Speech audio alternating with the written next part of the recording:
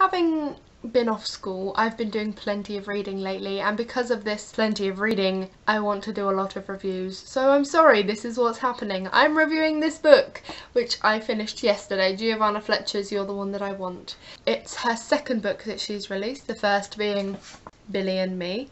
She has a very common sort of silhouette theme with her covers, which is really nice. I think it's a very elegant way of doing it. I really enjoyed this book. It was the love of my life for a long time. Where this book is about an average girl and a supreme boyfriend, this book is just about people living life, preschool and beyond. This book centres around three main characters, Maddie, Ben and Robert. Maddie has been pretty oblivious most of her life to boys as a love symbol. As the blurb pretty much blatantly tells you, she is with Rob. She ends up being with Rob after a very romantic trip to Paris. It wasn't supposed to be romantic though, it was with her school. Things just sort of go uphill and downhill from that point onwards. For a long period of time, I found myself in this circle. I was like, okay, the beginning, I'm reading about their wedding, and there was small interjections of Rob's wedding speech. So I knew what I was reading. Then we were back in time to the age of 9. Then slowly with each segment, which is written from different people's perspectives, we progressed with age to the point that we started the book at. And I found myself thinking, wow, this is a book about how this girl gets married to this man. This is the journey. She married him. And I was like, is that really a real point for a book? Should this book even exist? The fact of the matter is they got married. But that's not quite how it went. I think I said for Fangirl, my last review, I said that Rainbow Rowell made me hate the characters, which is something that no book had ever done, I think.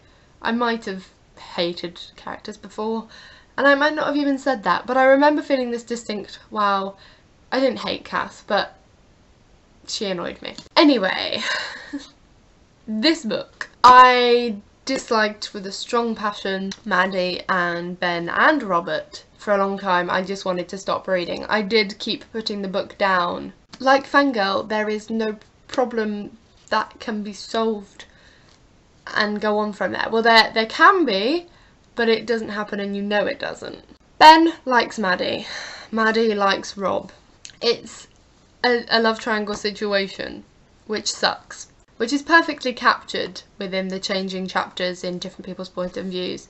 Because whereas Ben will have seen something as, you know, a big moment for him would be absolutely nothing to Maddie, and briefly looked over it in like 1 or 2 lines. It was a good contrast and a good way of seeing points of view, and yeah, I liked that.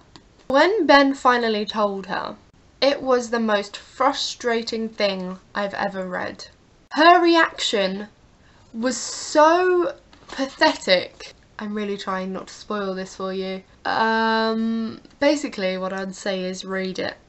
Overall, the character setup was really good, but Maddie as a character wasn't keen on her flimsiness. Like 1 minute she was, I'm not like all the other girls, I don't wear makeup, yeah, maybe it's just because I've grown up around boys, da da da da da. And then she's like, oh, you're sleeping with her. I don't know.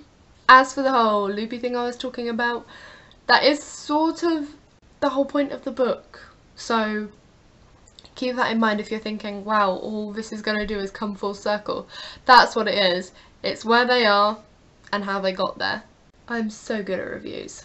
But it is a lovely, adorable text, and this is probably the reason why I'll never be very good at reviews, because I love books. And I can see the escapism and the other worlds, and it's really cool. There is a thing with 3 in here. The 3 squeezes. Sorry if that gives something away. The 3 people. The tripod. The 3 mothers. And then 3 tears. At one point, Maddie cries 3 distinct tears, like it said 3 tears, which at first I was a bit like, who just cries 3 tears? But then thinking about it, it's a big motif in the whole thing. So I hope you enjoyed my review of the other one that I want. If you've read it, what do you think? What is your sort of book? Do you have a genre? Do you not like reading? And if you don't, why not? I mean, I'm not gonna be like, why not? Because everybody has their own thing that they're into. So, you know, be you. Yeah. Escapism. This is where I can actually have romance in my life. Isn't that a sad thing to admit?